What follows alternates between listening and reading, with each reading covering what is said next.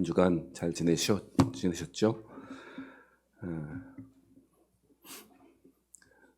주께서 사랑하시는 여러분, 오늘 주일 예배를 통하여 하나님의 큰 은혜와 축복이 있기를 바랍니다.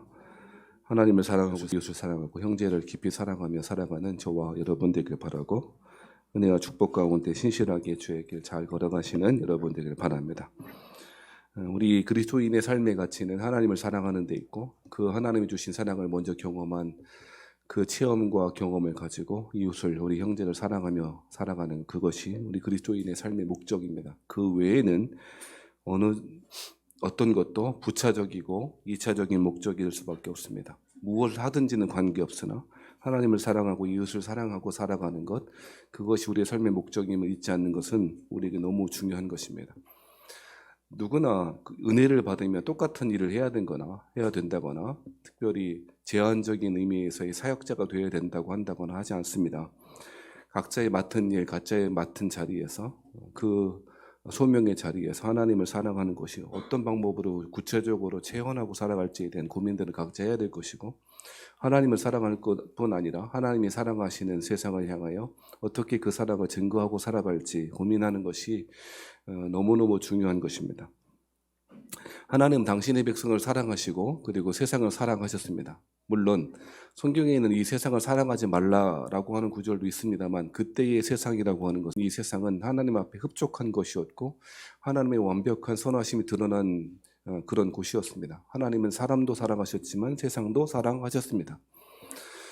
세상을 사랑하신 하나님은 세상 가운데 당신의 선하심과 사랑하심을 증거하고 살아가기를 우리에게 요구하시고, 어떠한 방법이든지 간에 어떠한 모습이든지 간에 하나님이 이 사랑을 그렇게 증거해내고 살아가길 원하십니다.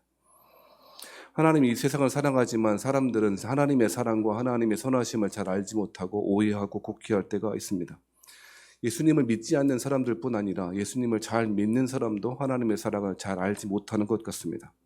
그저 성경에서 이렇게 쓰여 있겠거니 하는 그 사랑 말고 구체적인 삶의 여정 가운데 하나님 나라를 어떻게 사랑하는지, 하나님이 세상을 어떻게 운행하시는지에 관한 지식들은 우리에게 부족하고 잘 알지도 못하고 그렇습니다. 신실한 사람이라고 불리는 사람들마저도 고난 앞에서, 알 수 없는 일들 앞에서 그 하나님을 사랑하고 신뢰하는 믿음은 꽤 힘든 과정을 거쳐왔던 것 같습니다. 아브라함이 그랬고, 욥이 그랬고, 예레미야가 그랬습니다. 이런 사람들마저 신앙의 위기를 겪을 때가 있다더라라고 하는 식으로 위로받는 것, 우리에게 그렇게 유익하지 않은 것 같습니다. 저 사람도 저렇게 힘들었지, 나도 그럴 수 있지라고 하는 것, 그때 당시에는 논리적으로 생각해 보면 위로가 될지 모르지만 대부분 그 위로는 오래가지 못합니다. 실전적으로 내가 살아가는 이유, 목적, 삶이, 세상이 왜 이렇게 굴러가는지에 대한 이해를 갖지 못한 자들에게는 그런 누구와 비교해서 괜찮다거나 누구와 비교해서 살만한다거나라고 하는 그런 대답은 별로 효과적이지 못합니다. 실제적으로 아무리 좋은 이론과 아무리 훌륭한 하나님에 대한 이해가 있다 할지라도 실제로 자신이 혹은 자신의 주변의 사람들이 겪고 있는 고통 앞에서 그 이론은 무기력해지기 마련입니다. 욥이 하나님에 관한 지식이 없었겠습니까? 아브라함이 하나님에 대한 알미 없었겠습니까? 예레미야가 하나님에 대한 알미 없었겠습니까? 하박국이 하나님에 대한 이해가 부족했겠습니까? 그 누구 예외 없이 하나님에 대한 알므로, 하나님에 대한 지식으로 가득 차 있다고 생각했을 것입니다만, 구체적으로 자기의 삶의 영역 가운데 이해할 수 없는 일들이 벌어지자 자신이 알고 있는 지식은 힘을 발휘하지 못하고 무기력해지게 마련이었습니다. 하나님은 선하십니다. 하나님은 우리를 사랑하십니다. 하지만 그 사실이 우리에게 어떻게 받아들이는가 하는 것은 또 다른 문제일 것입니다. 까라마조프가의 형제들 혹은 까라마조프 가족의 형제들, 이렇게 번역되어져 있는 도스토옙스키의 소설은 우리에게 이 문제를 적나라하게 그 현실을 보여줍니다. 러시아 소설은 참 읽기가 쉽지 않죠. 왜 쉽지 않냐? 한 사람의 이름을 어떨 때는 소설에서 4개, 5개까지도 나옵니다. 그러니 한 사람인데 부르는 그 이름이 다른 거예요. 그러니까 아주, 만약 예를 들어서 김은수 하면 은수라고 부르기도 하고, 우리 집에 수라고 부르기도 하고, 귀요미라고 부르기도 합니다.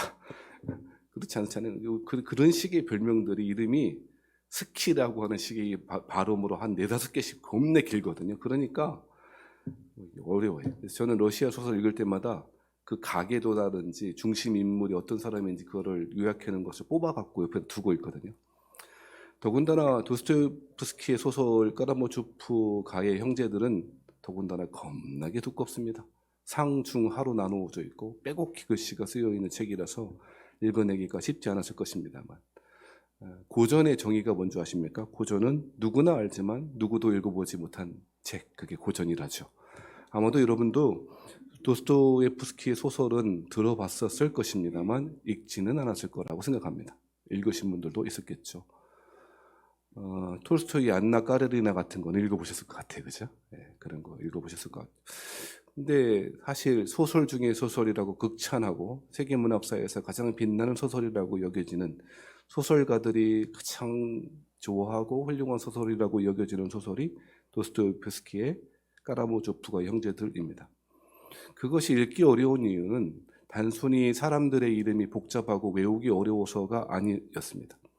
저도 읽어보니 그 소설이 어려운 이유는 우리 삶의 아주 깊숙한 내면의 모습을 적나라하게 드러내 보여주고, 신앙이 무엇인지, 자유가 무엇인지, 사람이 무엇인지, 사람을 사랑한다는 게 무엇인지를 아주 적나라한 작가의 시각으로 보여주기 때문에 그러합니다. 이 소설 속에는 여러분 잘 아시듯 까라모조프가의 그 까라모조프라고 하는 아버지가 등장하고 세 인물, 세 형제들이 등장합니다. 첫 번째는 드미트리라고 하는 큰아들이고, 두 번째는 이반이라고 하는 사람이고, 세 번째는 알료사라고 하는 사람이고, 이 세 아들과 아버지 그리고 주변의 인물들과의 관계를 보여주는 소설입니다.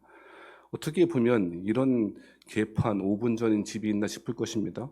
아버지와 큰아들이 한 여인을 두고 치정을 벌이는, 그래서 사람도 아버지가 죽어나가고 뭐 이런 일들을 그 안에 있으니 뭐 이런 통속적인 소설이 있나 싶겠습니다만, 그 안에는 그보다 훨씬 큰 메시지를 담고 있습니다. 이 세 형제들 간에 벌어지는 사건들은 우리가 근본적으로 가야 될 신앙의 목적, 이유가 무엇인지, 사람이 사람을 사랑하고 사랑과 함께 더불어 살아간다는 것이 무엇인지를 잘 보여줍니다. 제가 다 이야기 드릴 수도 없고 이야기할 필요도 없습니다만, 여러분 꼭 한번 기회가 되시면 읽어보시고 도전해 봤으면 좋겠습니다. 특별히 청소년 때 읽었으면 좋겠다 싶습니다. 청소년이라 생각하시는 분들은 꼭 한번 읽어보시면 인생이 달라질 것입니다. 아무튼 한 가지 소개해주고 싶은 장면이 있는데, 큰 아들은 완전 개차반이고 세 번째 아들은 수도사입니다. 사제가 되려고 하는 수도사이고요. 두 번째 아들이 문제적 인물인데, 두 번째 아들 이반이 무신론자처럼 보여집니다. 하나님에 대한 신앙, 하나님에 대한 신앙적 위기를 겪고 있습니다. 이반은 열심히 하나님을 믿어보려고 했던 사람인 것 같습니다. 그런데 하나님이 잘 안 믿어지고 아무리 생각해봐도 하나님을 믿을 수 없다고 주장합니다. 그 이유인즉슨 당시 러시아 사회에서 벌어지는 사회상 때문이었고, 그 가운데 하나님을 뭐 하시냐라고 하는 질문 때문이었습니다. 제정 러시아가 넘어가고 황제정이 넘어가고 이제 공화정이 되고 혁명이 일어난 시기에 러시아는 굉장히 비참했었더랬습니다. 격변기 사회에서는 언제든지 가장 고통받는 고통받는 그 세대가 어린아이들 아닙니까? 러시아 사회에서 수많은 사람들이 굶어 죽고 어려운 일을 당하는 건 이루 말할 수가 없었는데 불구하고, 이반은 그 중에서 특별히 아이들에 대해서 이야기합니다. 좋다고, 어른들은 무슨 죄가 있든지, 자기가 죄를 지었든지 하든지 어른들은 그럴 수 있다고 치자고, 그런데 아이들은 무슨 죄가 있냐고, 아이들은 무엇 때문에 저렇게 비참하게 죽어가야 되냐고, 왜 아이들이 저런 고통을 당해야 되냐고 라고 하는 질문은 이반에게 풀 수 없는 문제였었더랬습니다. 그 어떤 이론도, 그 어떤 계획도 이반에게는 그런 답이 되지 못하였습니다. 하나님은 이런 분이시다, 하나님 우리에게 어떤 분이시다라고 아무리 설명해 줘도 아이들이 당하고 있는 고통에 대해서 설명하지 못하는 종교는 자신에게 필요 없다고 생각되었던 것입니다. 이반만 그런 것이 아니고 수많은 사람들은 이러한 비슷한 신앙적 체험, 신앙적 위기를 겪곤 합니다. 거창하게 말할 것 없이 고난 앞에서 그 어떤 이론도 무기력해지기 마련인 것입니다. 아무리 하나님을 잘 믿어보려고 하고 아무리 애쓰고 우리가 신뢰하는 하나님을 붙잡으려고 해도 그 힘은 미약할 때가 많이 있는 것입니다. 처음에 붙잡으려고 열심히 그립감을 가지고 열심히 내 아구에 힘을 주고 열심히 힘을 내보자 서로 격려하지만, 그 힘마저도 조금씩 근력이 빠져가듯이 신앙의 힘이 무기력해지는 것들을 경험하면 과연 내가 하나님을 믿었던 것이 맞는가? 라고 생각이 든다는 것입니다. 수많은 철학자들이 이것 때문에 넘어지고 신앙을 잃어버렸고 실제로 그런 위기에 있는 분들도 많이 있습니다. 우리가 알고 있는 이론은 이론일 뿐입니다. 아무리 이야기해도 그것은 이론일 뿐입니다. 저도 꽤나 많이 안다고 생각했고, 특별히 신정론, 하나님이 옳으신가? 하나님은 전능하신가? 하나님은 선하신가라고 하는 질문에 대하여 나름 연구하고 나름 공부했고 수많은 철학자들, 수많은 신학서적을 읽었음에도 불구하고 우리 주변에 일어나는 고통의 문제에 대해서는 쉽지 않고 그거 알았던 이론이 이렇게 힘이 없었던가 싶다는 것입니다. 이론은 고통 앞에 무기력합니다. 그 어떤 이론도 우리에게 힘을 주지는 못합니다. 그렇다면 그리스도인들에게 힘이 되는 우리에게 삶의 원천이 되어지고 신앙의 근본이 되는 것은 무엇일까요? 그 대답을 오늘 사도 바울이 하고 있습니다. 사도 바울은 앞서 그리스 아테네라고 하는 지역에서 전도했습니다. 여러분, 그때 전도했을 때의 결과는 처참했습니다. 그리스 사람들이 철학적으로 뛰어난 지혜를 가지고 있으니 그 철학적 지혜를 가지고 복음을 전도하며 성공할 줄 알았는데 결과는 처참하게 실패하였습니다. 그래서 정신 차렸습니다. 그게 아니구나. 그리스도의 복음을 전한다는 것은 지혜로 되는 것이 아니구나. 유대인들이 원하는 것처럼 표적이나 능력으로 가능한 것도 아니구나 깨닫고 사도 바울은 고린도 지역에 왔을 때 오직 십자가에 못 박이신 예수님만 전하기로 작정하였고 실제로 그렇게 했습니다. 사도 바울에게 십자가는 특별한 의미였습니다. 세상 사람들이 어리석다고 여기고 세상 사람들에게 스캔들처럼 여겨지는 십자가의 말로 자신이 오로지 전해야 될 복음이라고 여겼고 실제로 그렇게 했다는 것입니다. 그런데 십자가의 복음이 우리의 삶에 어떤 의미를 갖는지에 대해서는 설명이 필요했었던 것입니다. 십자가의 복음을 들었던 고린도 교회마저도 분열했고 세속화의 길을 걷고 있었고 음행에 빠졌고 수많은 이런 교회가 다 있나 싶을 정도로 수많은 5만 가지 문제에 휩쓸려 있었다는 것입니다. 십자가의 복음을 잘 증거해서 교회가 세워졌는데 그 십자가의 복음이 우리의 삶에 실제적으로 적용되는 실패했다는 것이 고린도 교회에 나타나는 것이었습니다. 왜 그랬을까요? 그 십자가를 통해서 자기의 삶에 그 십자가 어떤 의미인지를 하나님이 우리를 사랑하신다는 것이 어떤 의미인지를 잘 깨닫지 못했던 것 같습니다. 어떤 사람들은 십자가의 복음을 들었을 때 그리스 철학 중에 한 부분으로 생각했던 것 같습니다. 그래서 다른 철학자들이, 다른 사람들이 말하는 지혜의 일적으로 생각했는지도 모르겠습니다. 수많은 사람들이 십자가의 복음을 듣고 그리스도의 복음을 들었음에도 불구하고 이런 식으로 반응했다는 것입니다. 그래서 십자가의 사건과 내 삶의 문제와 잘 연결되어 그것이 어떻게 힘이 되는지를 몰랐던 것 같습니다. 그것이 고린도 교회의 문제였고 오늘날 우리들의 문제와도 비슷합니다. 복음은 듣긴 들었는데 복음의 내용이 무엇인지 대략은 깨닫는 것 같긴 한데 그것이 우리의 삶에 실제로 어떤 힘을 어떤 능력으로 다가오는가 제대로 대답하지 못하는 분들도 있을 것입니다. 그것이 저와 여러분의 딜레마일 것입니다. 십자가의 복음을, 성경을, 하나님의 말씀을 이론 중에 어떤 한 이론으로 그리고 수많은 지혜들 중에 하나로 받아들이는 사람들은 똑같은 어려움을 겪을 것입니다. 그렇다면 이러한 삶 가운데 우리는 어떠한 태도를 취해야 할까요? 그것이 9절에 이야기하고 있는 것 같습니다. 사도 바울이 하나님의 복음을 들었다고 여기는 사람들에게 하지만 여전히 힘과 능력을 잃어버린 사람들에게 하고 있는 말이 있습니다. 그것이 9절입니다. 9절을 같이 한번 읽어보겠습니다. 시작. 기록된 바 하나님이 자기를 사랑하는 자들을 위하여 예비하신 모든 것은 눈으로 보지 못하고 귀로 듣지 못하고 사람의 마음으로 생각하지도 못하였다 함과 같으니라. 사도 바울의 첫 번째 진단은 무엇입니까? 하나님이 자기를 사랑하는 자들을 위하여 예비하신 것이 있다는 것입니다. 신앙의 힘을 잃어버리고 모든 이론이 무기력한 것이다 라고 깨달은 사람에게 회복하기 위해서 첫 번째 것은 무엇이냐면 하나님이 자기를 사랑하시는 자들을 위하여 사랑하는 자들을 위하여 예비하신 것들이 있다는 것입니다. 아멘 하시면 좋겠습니다. 그것이 믿어지든 믿어지지 않든 우리의 신앙으로 고백하며 하나님께서 자기를 사랑하는 자들을 위하여 예비하신 모든 것이 있음을 믿습니다. 이렇게 고백하시는 여러분 되기를 바랍니다. 근데 문제는 그것이 잘 이해도 안 되고 잘 깨달아지지도 않는다는 데 있습니다. 그래서 우리가 아멘 하자고 제가 부탁을 드린 것입니다. 당연히 이해가 되는 분들은 그런 것이겠거니 하겠습니다만 우리는 사실 이것이 잘 이해가 되지 않습니다. 주일학교 때 배웠던 찬송 열심히 부를 때는 잘 아는 것 같은데 한 해 한 해 살아가면 살아갈수록 하나님의 자기를 사랑하는 자들을 위하여 예비하신 것이 있다고? 그게 뭔데? 그게 있다면 좀 보여줘봐 라고 하는 것이 저와 여러분의 질문일 것입니다. 그런데 이것은 9절 말씀에 보니 그 모든 것은 눈으로 보지 못한답니다. 귀로 듣지 못한답니다. 사람의 마음으로 생각하지도 못한답니다. 아니, 그러면 여러분, 예비하신 것이 있대요. 모든 것을 예비하셨대요. 그러면 내 눈으로도 못 보고 듣지도 못하고 생각하지도 못한 거면 그게 내 겁니까? 도대체 무슨 이야기를 하시는 것입니까? 9절의 말씀은 이것은 하나님이 예비하신 것들은 쉽게 말하면 내 생각과 내 계획으로만 이해될 수 있는 것이 아니라는 것입니다. 내 눈으로 보고 듣고 느끼고 하는 것은 내가 판단할 수 있는, 내가 경험할 수 있는 한계치를 말하는 것입니다. 근데 그렇게 이야기하면, 자, 역설적으로 생각하면 하나님 우리를 사랑하시고 예비하신 것이 있어요. 그런데 우리가 생각하는 범위 내에서, 우리가 상상할 수 있는 범위 내에서, 우리가 경험할 수 있는 범위 내에서만 주어지는 것이라면 얼마나 좁겠습니까?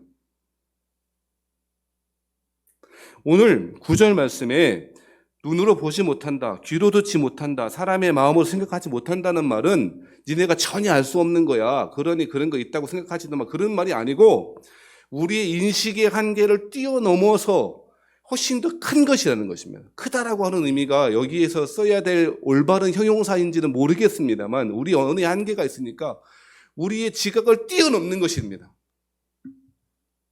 사랑하신 여러분, 만일 하나님이 자기를 사랑하는 자를 위하여 예비하신 것이 그저 우리가 생각하고 판단할 수 있는 부분에 한정된 것이라면 그것이 어떻게 은혜이겠습니까? 하나님은 당신의 백성들에게 주시고자 하는 것들은 그것보다 훨씬 더 큰 것이라고 말합니다. 전혀 예상할 수 없는 것이라고 말합니다. 우리의 딜레마가 여기 있습니다. 우리가 예상할 수 있고 내가 판단하고 내가 볼 수도 있는 것으로 주시면 훨씬 더 좋겠다는 것입니다. 그렇지 않겠습니까? 우리에게 1,000억을 주는 게 좋겠습니까? 당장 좋은 아파트 한 채 주는 게 좋겠습니까? 둘 다라고 하면 욕심쟁이가 되지 마십시오. 하나님이 우리에게 주시고 싶은 건 이런 것이어야 된다라고 생각하지 않겠습니까? 하지만 그렇지 않다는 것입니다. 그러면 우리의 생각과 우리의 지각을 뛰어넘어서 하나님이 예비하신 것들이 있다면 그것은 전혀 알 수도 없고 계획할 수도 없고 우리가 전혀 보지도 못한 것이란 무슨 의미가 있을까요? 그런데 그렇지 않다고 말해요. 그것이 10절입니다. 10절의 말씀 같이 읽어보시겠습니다. 10절의 말씀을 같이 읽겠습니다. 시작. 오직 하나님이 성령으로 이것을 우리에게 보이셨으니 성령은 모든 것 하나님의 깊은 것까지도 통달하시느니라. 할렐루야. 우리는 알 수 없습니다. 하나님이 어떻게 하실지, 하나님이 어떤 일을 하실지 알 수 없습니다. 이해할 수도 없습니다. 그래서 화도 납니다. 그런데 누구한테 화를 내야 될지 잘 모르겠습니다. 그러니 자꾸 옆에 있는 사람한테 화를 냅니다. 애들한테 화내고 아내한테 화내고 그럽니다. 여러분들 그러시죠? 그런데 그 화내는 그 분노의 방향이 잘못됐음을 깨달으면 더 열받아요. 더 화가 나. 그것 때문에. 아니, 화를 낼 사람한테 내야지. 그것이 우리의 딜레마이고 한계입니다. 그런데 하나님이 10절 말씀에 보면 9절 말씀만 하지 않고 10절처럼 이야기하시더라고요. 알 수 있다고. 그런데 알지 못한다고 해놨다가 알 수 있답니다. 알게 해주신 분이 있답니다. 내가 아니고 나의 지각의 능력, 내 판단의 능력이 아니고 나의 이론이 아니고 내가 공부했던 그런 어떤 신학적 이론이 아니고 오직 하나님이 성령으로 이것이 뭡니까? 우리를 위하여 예비하신 모든 것을 깨닫게 해주시겠다는 것입니다. 그리스도인들은 이것 때문에 살 것 같습니다. 알 수 없는 현실, 풀 수 없는 고르디우스의 매듭과 같은 일들이 너무너무 많습니다. 그럴 때마다 우리는 항상 왜라고 하는 질문을 합니다. 누구 때문에 혹은 왜라고 하는 질문이 우리가 할 수 있는 최대의 질문인 것 같습니다. 욥도 그랬고 예레미야도 그랬습니다. 뭐 때문에 이런 일이 벌어지냐고, 왜 이런 일이 벌어졌냐고 질문합니다. 그 원인을 알면 결과도 자신이 어떻게 해결해 볼 수 있을 거라고 생각하기 때문에 그렇습니다. 하지만 어떤 일이 발생할 때 그 일은 단 한 가지 이유 때문에 발생하는 일은 없습니다. 그러니 복잡다단한 이 우주 만물 가운데 복잡다단한 세상 가운데 어떤 일이 왜 벌어졌느냐고 하나님이 아무리 우리에게 가르쳐봤자 우리는 잘 이해 못할 것입니다. 그 하나님이 그렇게 대답하시는 대답마저도 또 다른 질문 앞에서 벽처럼 느껴질 것이기 때문에 그러합니다. 그래서 하나님은 왜? 라고 하는 질문의 대답은 잘 안 하십니다. 그래서 열받죠. 화나고도 나고. 그런데 하나님은 그런 질문 잘못됐어. 그런데 하나님이 내가 사랑하는 자들을 위해서 예비하신 것이 있는데 너가 왜? 라고 하는 질문하면 못 알아들을 거야 라고 말씀하시는 것 같아요. 그러면 무엇 때문에, 무엇을 통해서, 누구를 통해서 알 수 있다고요? 하나님이 우리에게 주시는, 우리에게 예수를 믿을 때 주시는 성령님을 통하여 이런 것을 알 수 있다고 말합니다. 그러면서 11절에 이렇게 말합니다. 사람의 일을 사람의 속에 있는 영 외에 누가 알리요? 이와 같이 하나님의 일도 하나님의 영 외에는 아무것도 알지 못하느니라. 10절에 성령이라고 했다가 11절에는 하나님의 영이라고 이야기합니다. 11절의 의도는 그렇게 쓰여진 이유는 성령님과 성부 하나님이 같은 하나님이라는 사실을 강조하는 것입니다. 하나님과 성령님은 삼위일체 하나님으로 같은 하나님이십니다. 그러니 성령 하나님께서 우리 안에 계셨다는 얘기는 하나님이 우리 안에 계신 것이고 하나님이 우리 안에 계심으로 하나님의 깊은 것까지 통달하시는 성령님을 통하여 하나님의 그 뜻을 깨달아 알게 된다는 것입니다. 물론 그것마저도 제한적일 수 있지만 우리는 하나님의 마음, 하나님의 계획을 부분적으로나마 깨달아 알 수 있다는 것입니다. 더 나아가 잘 모른다 할지라도 하나님의 성령님을 통하여 그 하나님을 신뢰할 수 있다는 것입니다. 사랑하신 여러분, 제가 그런 이야기를 잘 합니다. 이 시대는 믿음을 지키는 것보다 믿음을 잃어버리기 훨씬 더 쉬운 시대인 것 같습니다. 정말 그런 것 같습니다. 그런데 왜 이러한 시대에 여전히 우리는 하나님을 사랑한다고 이렇게 예배하고 여전히 하나님을 그래도 붙잡으려고 왜 발버둥 칩니까? 그것은 우리 안에 계신 하나님의 영 성령님 때문인 것 같습니다. 그것이 저와 여러분에게 주시는 하나님의 솔루션이고 해답인 것입니다. 하나님의 영이신 성령님은 하나님의 깊은 것까지 통달하셔서 우리에게 그 하나님의 계획을 설명하시고 이해하게 하시고 받아들이게 하십니다. 하나님의 성령님은 그래서 우리에게 더 비교할 수 없는 큰 선물이고 놀라운 은혜입니다. 12절 말씀이 이렇게도 이야기합니다. 12절을 같이 한번 읽어보시겠습니다. 12절 말씀 다 같이 시작. 우리가 세상의 영을 받지 아니하고 오직 하나님으로부터 온 영을 받았으니 이는 우리로 하여금 하나님께서 우리에게 은혜로 주신 것들을 알게 하려 하심이라. 할렐루야. 12절 말씀에 의하면 이 성령님께서 우리 마음 가운데 오셨을 때에 성부 하나님께서 성령을 우리에게 보내주시는데 성자 예수님께서 예수를 믿을 때에 성령 하나님을 우리에게 주시는데 그 성령님이 오시니까 그 하나님의 영을 받으니까 우리로 하여금 하나님께서 우리에게 은혜로 주신 것들을 깨닫게 되더랍니다. 이해할 수 없는 상황들이, 이해할 수 없는 고통이 하나님께서 우리에게 은혜로 주신 것들이라고 깨달아진다는 것입니다. 저는 여러분에게, 저에게, 스스로에게도 고통스러운 일들이 그냥 하나님의 은혜인 줄 아세요라고 하는 값싼 대답을 드리는 게 아닙니다. 고통 자체는 고통일 뿐입니다. 고통을 사랑한다든지 고통을 추구해야 된다든지 하는 그런 것들 잘못된 영성입니다. 어려운 것 같고 오래 받기 힘듭니다. 물어보세요. 그런 사람한테. 주변에 고통당하는 사람한테 그것을 통하여 하나님이 선하신 일을 하실 거야 라고 한다면 싸대기 맞습니다. 싸대기는 좀 그렇고요. 절교를 선언할지도 모르겠습니다. 어려운 일은 어려운 일일 뿐입니다. 우리에게는 그것을 감당할 수 없습니다. 그런데 하나님이 감당할 수 없는 상황 가운데 성령님을 통해서 이렇게 말씀하신답니다. 깨달아지니 이것마저도 하나님이 우리에게 은혜로 주신 것들이었구나. 이해할 수 없지만 저는 이 말씀을 제 이성으로 받아들일 수 없지만 저는 이 말씀을 믿음으로 아멘합니다.